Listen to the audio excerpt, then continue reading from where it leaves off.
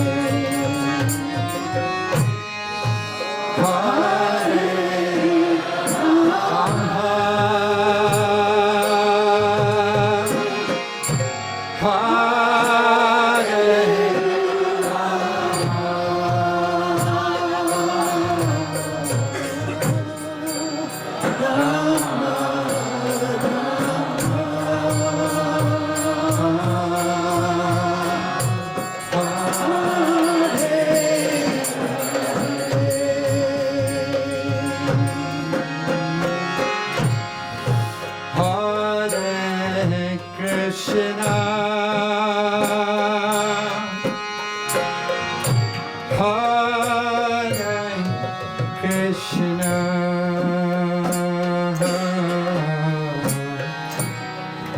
Krishna, Krishna,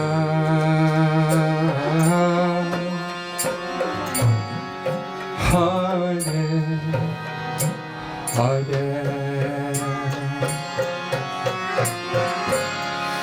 Hare Rama, Hare Rama,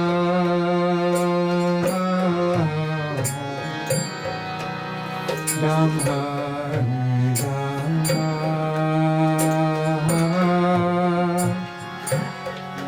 Hare Hare. Everyone.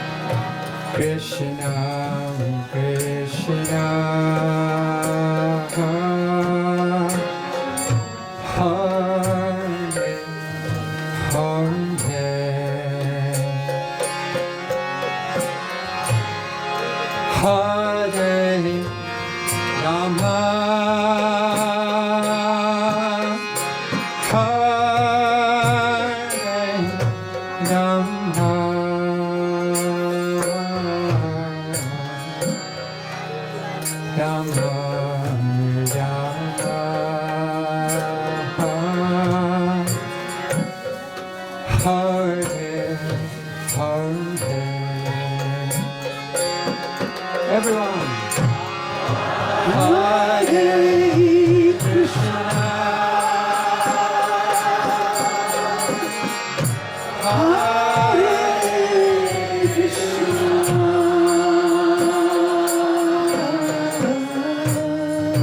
Krishna, Krishna,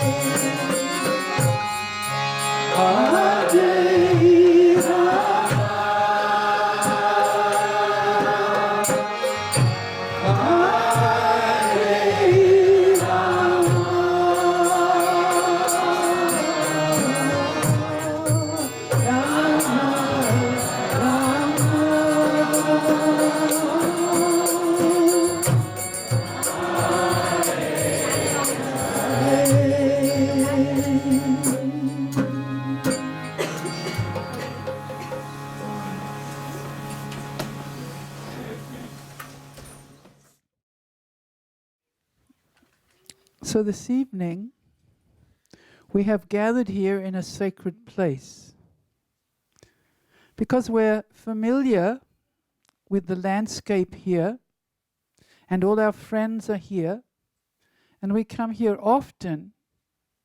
We may forget a little bit that this is actually a sacred place. We have been holding retreats in Govardhan, at Govardhan, for the past 18 years.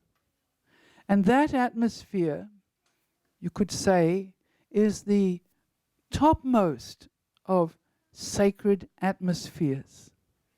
Because there in Govardhan, it's as if Krishna's pastimes become real.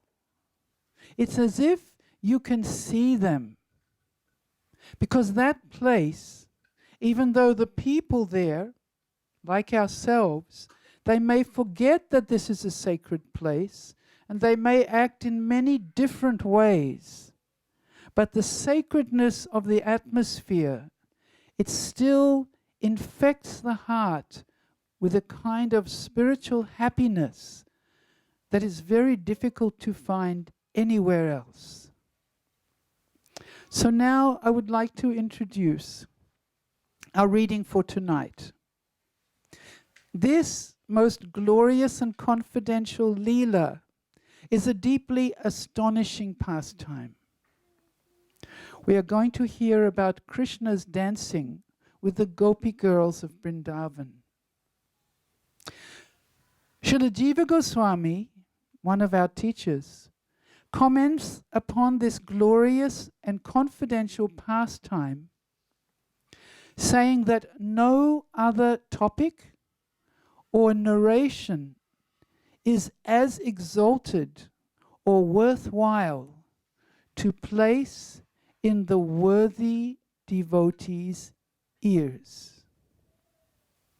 Now, some of us might feel a little unworthy, but another great teacher, Srila Kavi Kanpur, when speaking of his own boldness in attempting to describe the mood of Krishna and the gopis, he tells us that although a person may be very unqualified, insignificant, and prematurely eager, he can still aspire to taste that rarest sweet substance of pure spiritual love.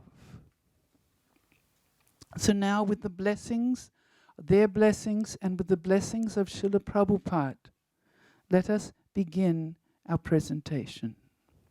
Nama Om Vishnu Padaya Krishna Prestaya Bhutale Śrīmate Bhaktivedanta Swami iti namane.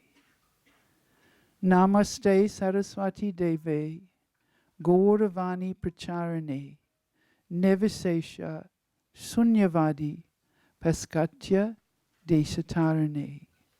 Shri Krishna Chaitanya Prabhu Nityananda Shri Advaita Gadadhar Srivas Adi Gora Bhaktavrinda. Hare Krishna, Krishna Krishna, Hare Hare, Hare Rama, Rama Rama, Hare Hare.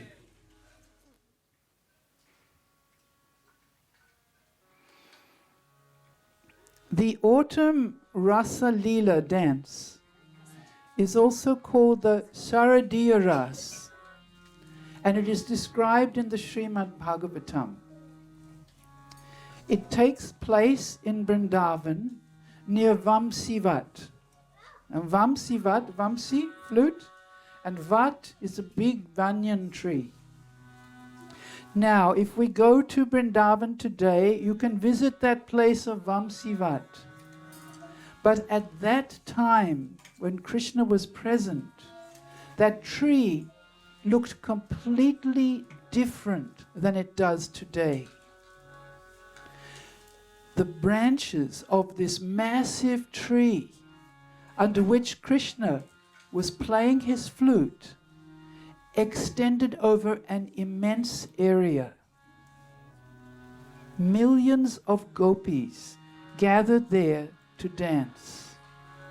Practically speaking, this tree is unlimited in size, and this is the nature of the spiritual world. That special evening was extraordinarily delightful, surpassing the splendor of summer, autumn, and spring combined. The best flowers of these 3 seasons bloomed together spontaneously, spreading an incomparable fragrance throughout the forest. The cuckoos vibrated in all directions, and the southerly winds gently carried the fragrance of the jasmine.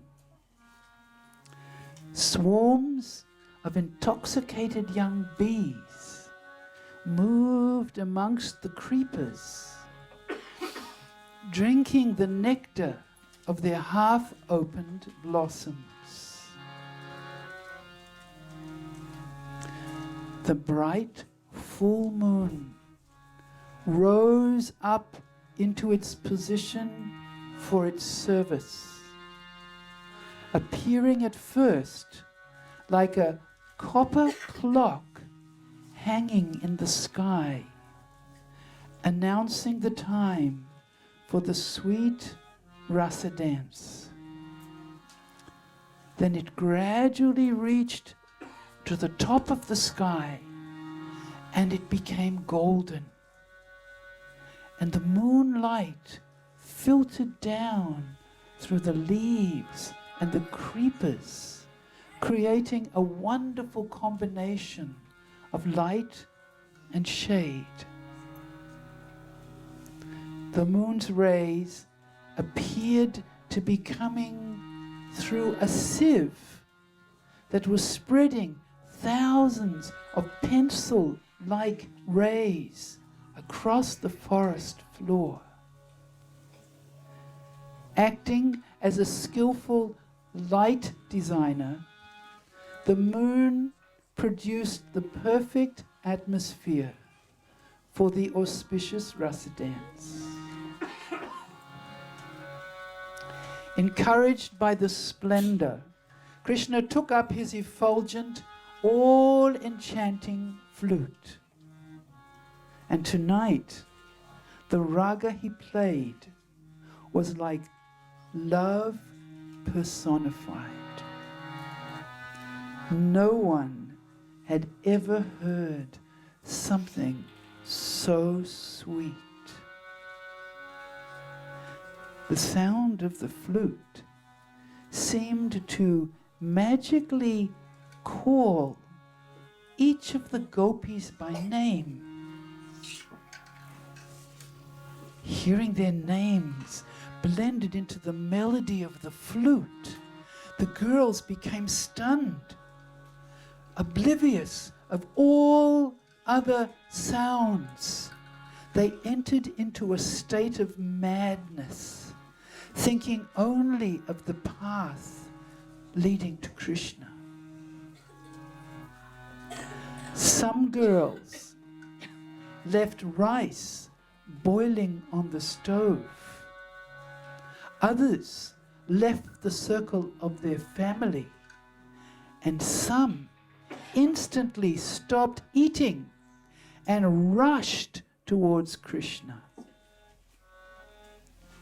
They tried to decorate themselves, but in their haste, they dressed and ornamented themselves very haphazardly, putting their garments and their ornaments in the wrong places. Some put necklaces for around their neck on their waist, or ankle bells around their arms. And others put hip ornaments in their hair and hair ornaments on their hips. For them, every moment away from Krishna felt like millions and millions of years. When their family members tried to block their way, they quickly left their lifeless homes, totally concentrated on the object of their desire. They lost all fear of criticism, and rivers of tears flowed from their eyes. With quickly moving hips, they ran to the Jamuna's bank Their running was like dancing, and their tinkling bracelets and bells and other ornaments sounded just like the warbling of swans. As they ran,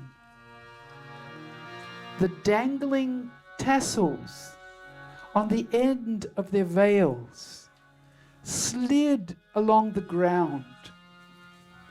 They looked like freed elephants, freed elephants dragging their chains behind them as they ran hastily along the path. They broke all ties with their relatives at home. In their ecstasy of love for Krishna, they forgot the names and the forms of their relatives. They ran towards Krishna, their eternal husband, who was like a splendid dark ocean with high cresting waves. Some of the gopis could not meet Krishna. They desperately tried, but their husbands stopped them. Because they were not quite perfect in their love, Yoga Maya, Krishna's spiritual energy, prevented them from going. And when they could not run to the forest with their friends, they felt so useless, and they burnt in unbearable separation. Their anguish and their pain exhausted all their worldly attachments and dissolved the part of their nature which was material. Then their bodies became fully spiritualized or meant only for serving Krishna. And then they too were able to approach him. When the gopis arrived, they surrounded Krishna on all sides. Very shy, they bowed their heads and became like great sages following a vow of silence. Krishna gazed upon them all, dressed in shimmering yellow cloth. Krishna, the embodiment of all arts, stood in his attractive threefold bending form. He decided to charm them with words that would bewilder their minds. And thus he spoke as if to discourage them, while simultaneously encouraging them with hidden meanings to his language. Come, come, come. Welcome, welcome, welcome. All good fortune to you all. Now, what can I do for you? And why have you come here? Observing that Krishna was speaking to them in a very neutral way, the gopis became a bit confused. He continued, "The night is very dangerous. Lurking creatures are all around. This is not a proper place for ladies." Seeing the worried look on their faces, he continued, "Is everything all right in Vraj? Has some difficulty occurred? Has some demon attacked? How can I help you? And dear girls, look at your disarrayed clothes. Is it proper to look so odd in public? Your beautiful ornaments are all in the wrong places. It seems that you have decorated yourselves in a thoughtless way. I'm also worried about your health. By running here so hastily, you seem to be on the brink of exhaustion. Hearing Krishna speaking to them in this way, the gopis looked here and there in confusion. Noticing this, that they were confused, Krishna continued. He said, "You seem to have come here to see the beauty of the forest at night. Look carefully around you. It is so beautiful. The Jamuna is glistening in the moonshine. The trees are trembling in the breeze. Now, once you have enjoyed the forest, you should return home without delay." The gopis stood silently, and Krishna continued. On the other hand, perhaps I have misunderstood your intentions. Perhaps you have come here tonight out of great love for me. And this, of course, is quite normal, for all living beings are attracted to me.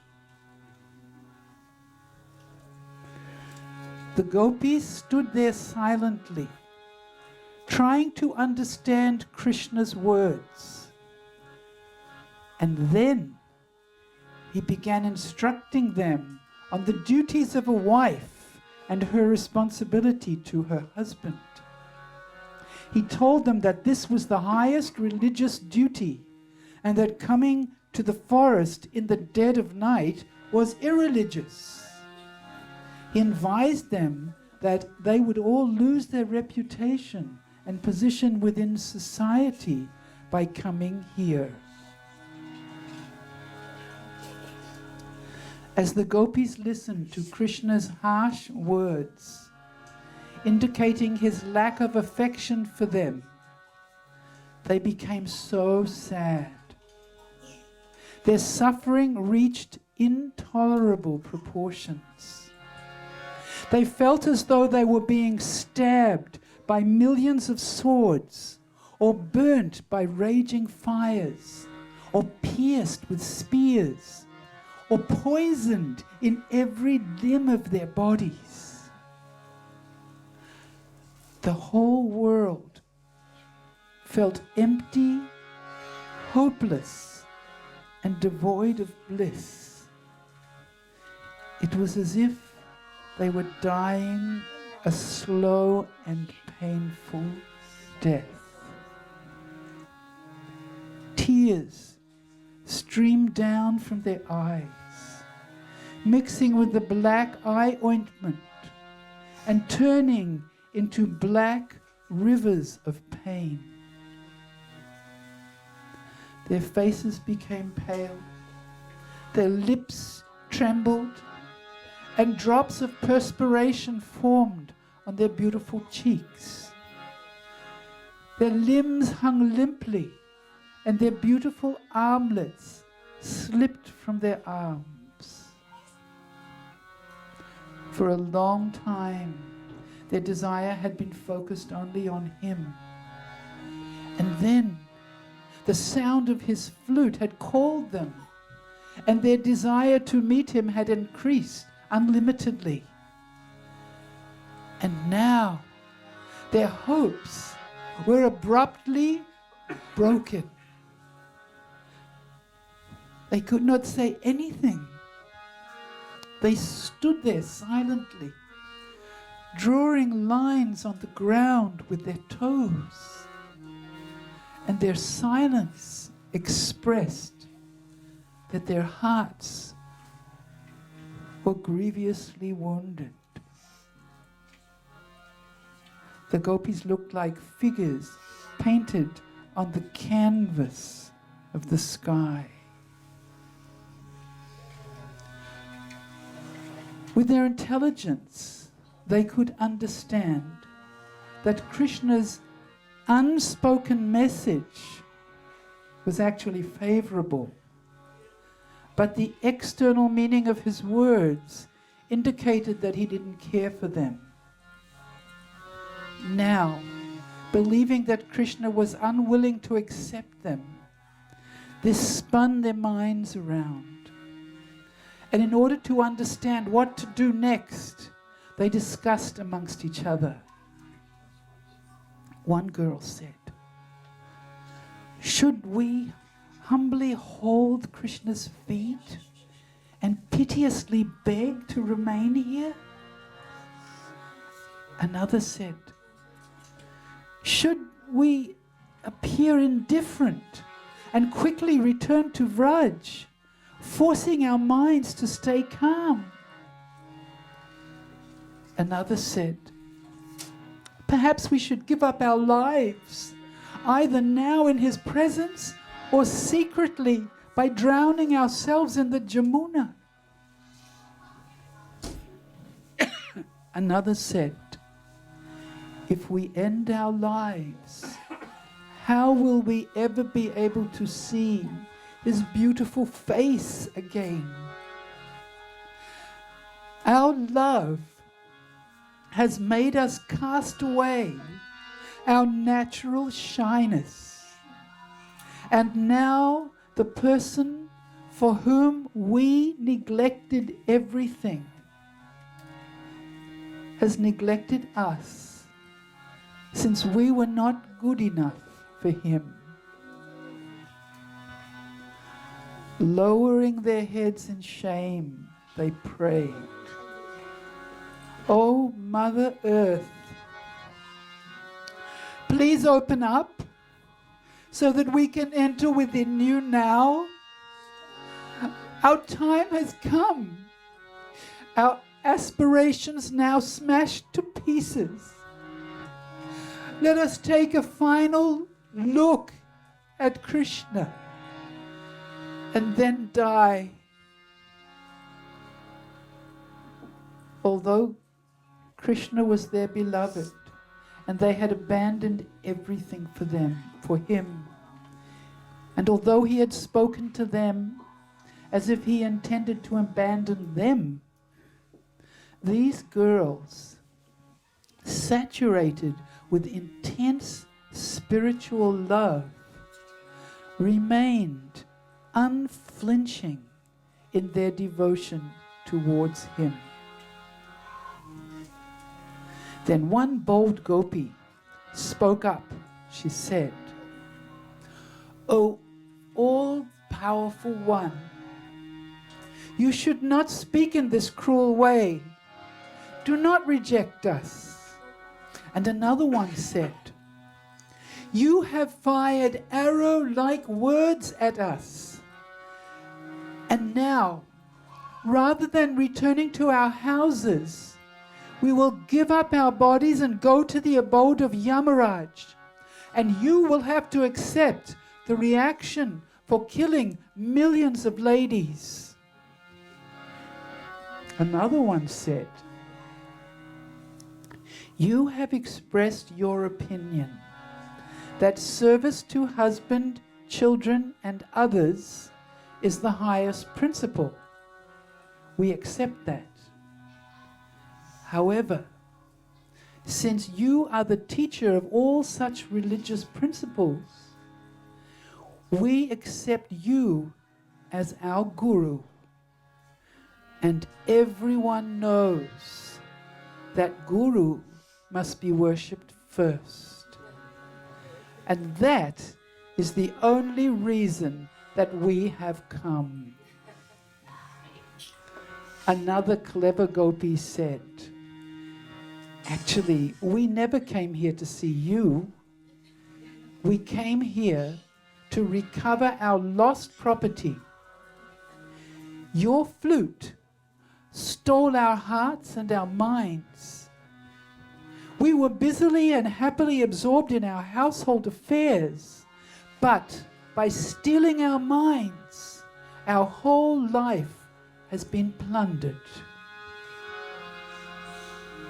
Return our minds, and we shall leave immediately. Krishna replied with a smile, my gopi friends, I am hearing you all. Now, let me consider the whole situation.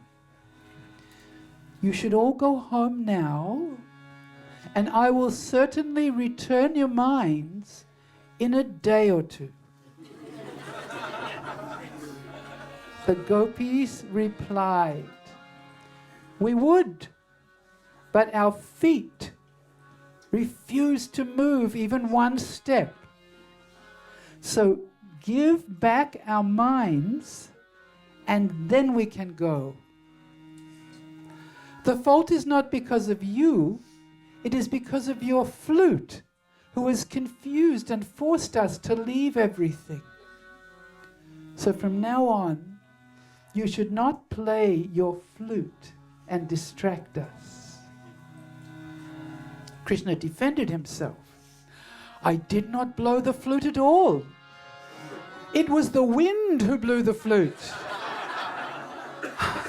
Or, because it knows all of you on its own, the flute clearly called out your names.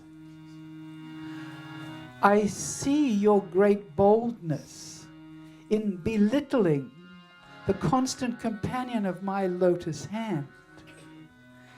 You must understand that this flute is the very form of bliss and knowledge. While this playful discussion continued, the gopis detected a slight smile on Krishna's face, and from this they understood that his indifference had come to an end. Shyly glancing at him, they saw that now he was playfully beaming. On that beautiful autumn night, the full moon was surrounded by millions of stars, and Krishna was now surrounded similarly by millions and millions of gopis. And each one saw him standing right by her side. Each one. And now they became excited by the thought that Krishna had accepted them. The gopis had arrived in great haste with their clothes and jewelry in disarray.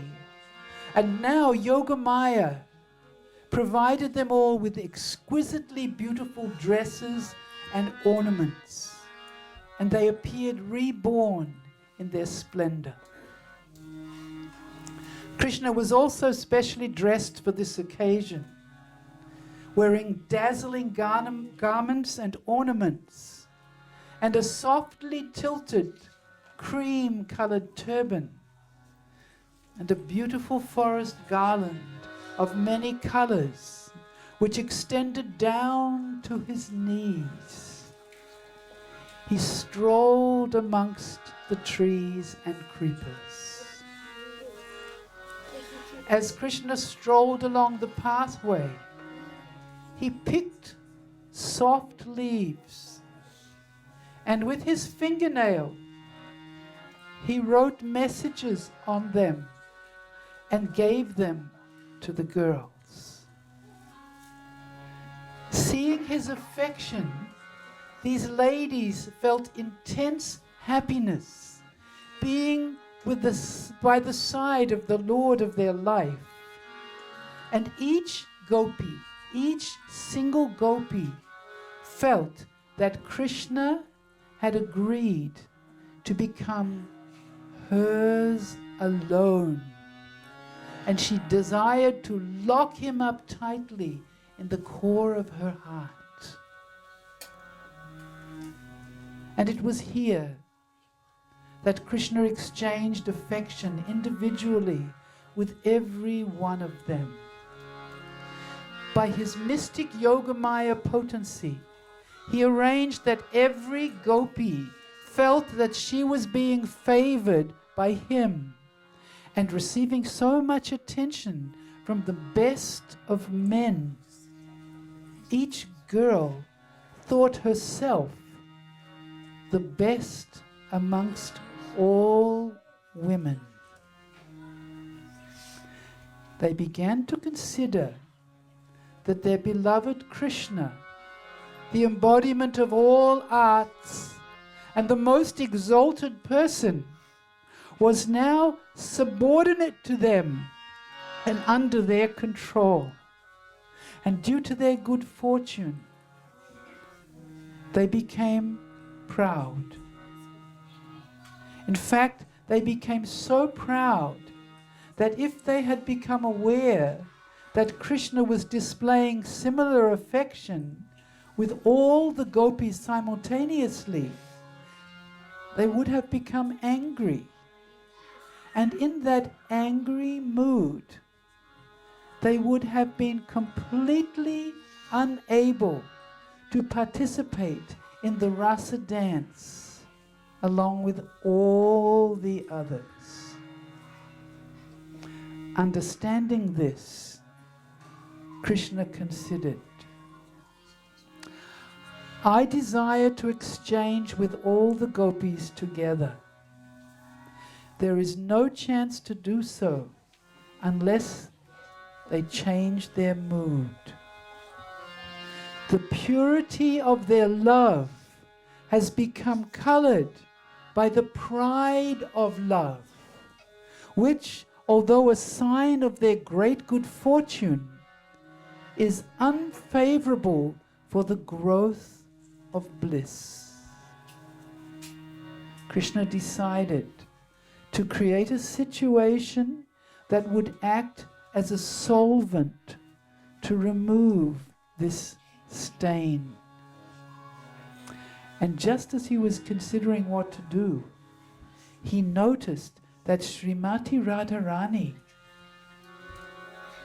was no longer present. You see, she alone, only she, could see how Krishna was dealing with all the gopis simultaneously. And considering herself to be topmost, she instantly left and went elsewhere. Without her presence, the whole event was ruined. And so, searching for her, Krishna himself suddenly disappeared. The thought that this could happen seemed to those girls as unlikely as lightning striking without clouds, or the pain of a snake bite without a snake. When Krishna disappeared, the gopis were shocked and they became momentarily stunned. Not knowing what had happened, they stood still in disbelief, trying to understand. And then they frantically began searching for him everywhere. And as they searched madly for Krishna, we will hear what happened next tomorrow.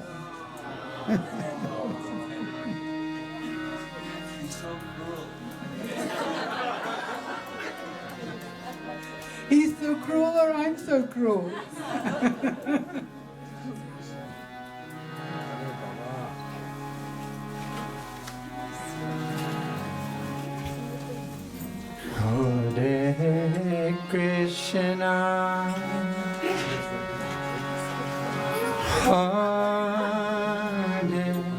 close your eyes and meditate on what you have heard and chant Krishna's beautiful name, and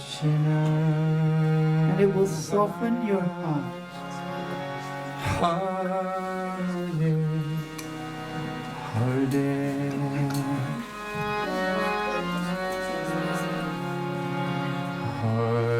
Hare Rama, Hare Rama,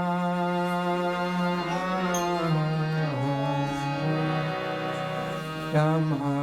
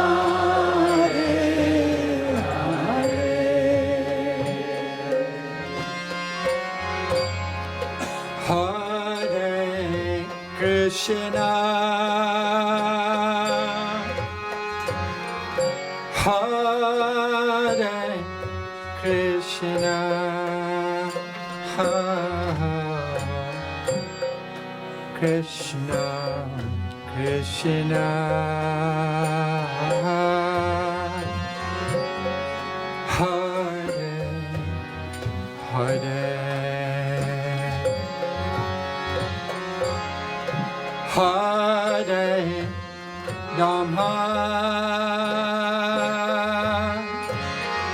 Hare Rama, Hare Rama, Rama, Hare Hare. Everyone. Hare Krishna, oh, Hare Krishna,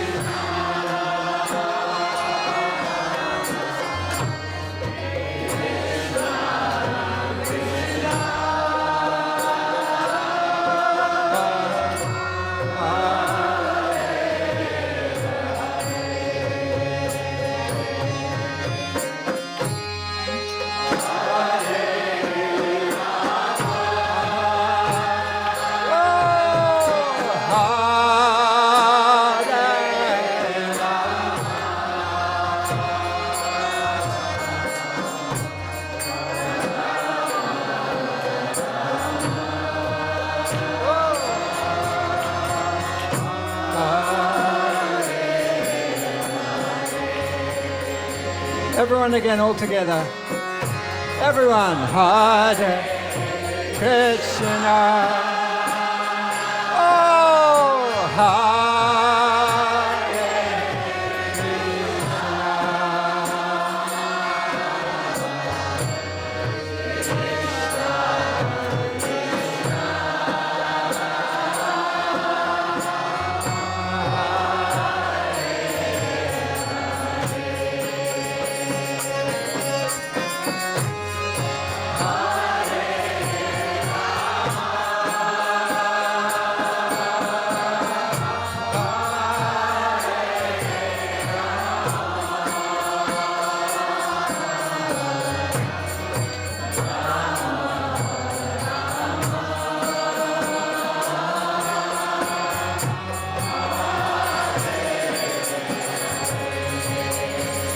One more time, everyone. All together. Hare Krishna.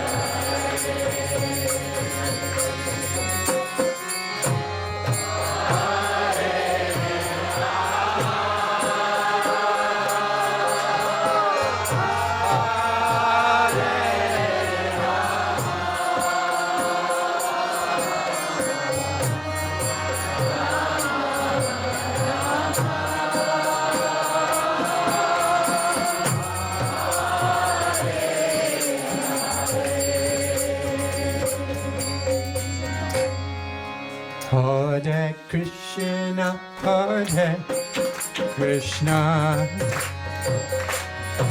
Krishna Krishna, Hare Hare, Hare Rama, Hare Rama, Rama Rama, Hare Hare, Hare Krishna,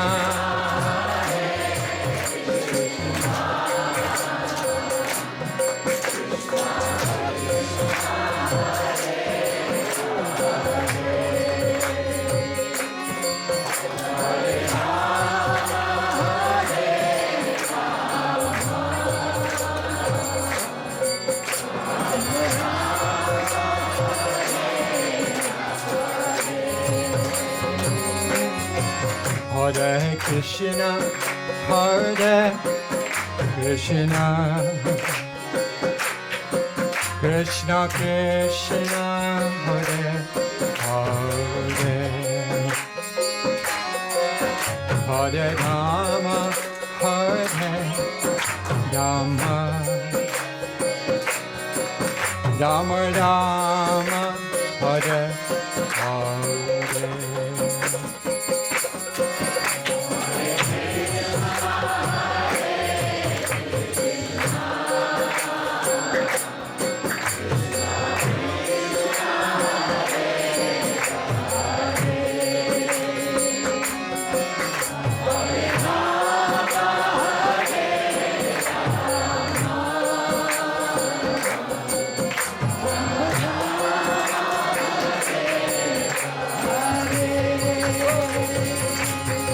Hare Krishna, Hare Krishna,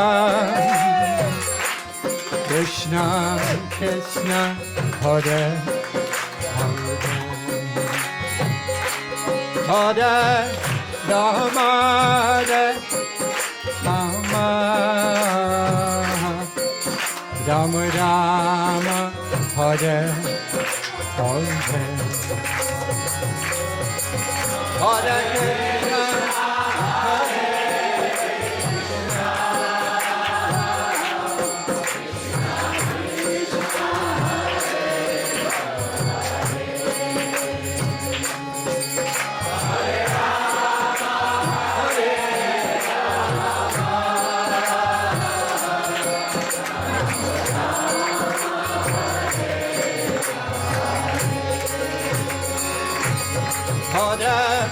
Krishna, Hare Krishna, Hare Krishna, Krishna Krishna, Hare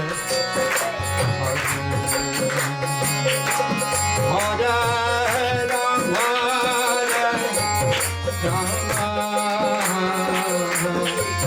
Rama Rama, Hare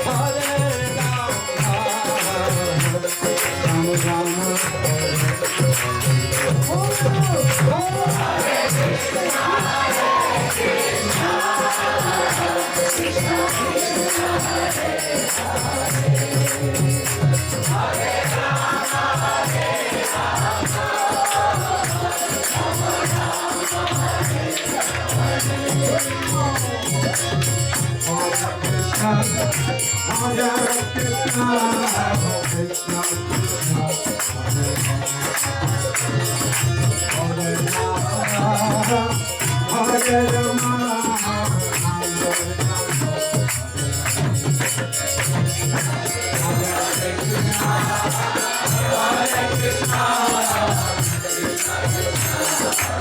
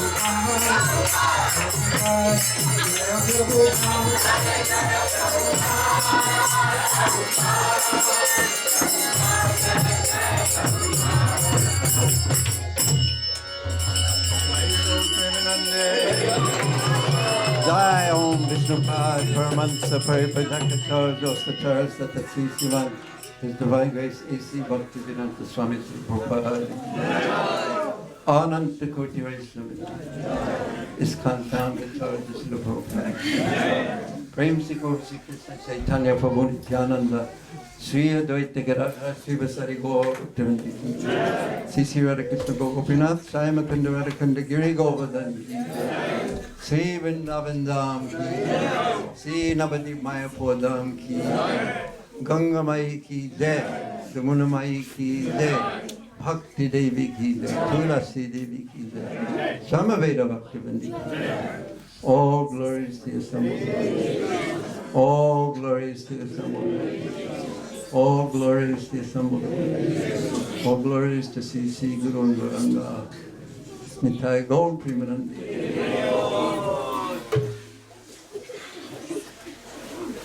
Perhaps we can put on one more light. And you can turn off one more light.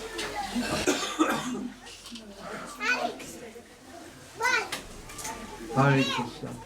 So, this is the end of day 1 of our eternal mini Govardhan retreat. We'll just hear about Krishna and chant Krishna's names forever and ever and ever. But I would recommend that everyone get a good night's rest. After all, there's only 40 people in your room. So it should be very easy. And also, tomorrow morning, when you awaken and when you begin your rounds, try to chant in a prayerful and serious way. Try to interact with Krishna through his holy names, because Abhinatvam, Namanamana Krishna, and Krishna's names are the same. So please chant good rounds. And then tomorrow morning at 10:30, please come and we will, and Sri Radharama Prabhu will lead us in the kirtan of the holy names. And then we will, tomorrow, Kamsa shall die.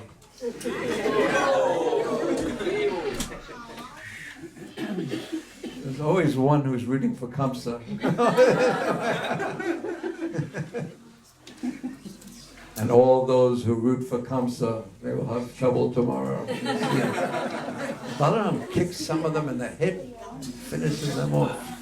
And then after that, then Krishna will continue his amazing interaction with the Braja Gopikas in the full moon night of the Rasa Purnima.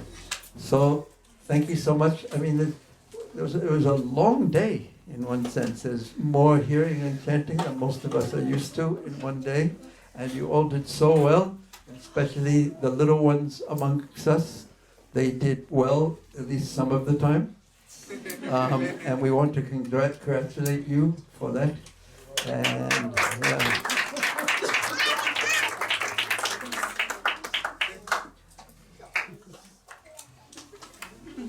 pretty good, guys.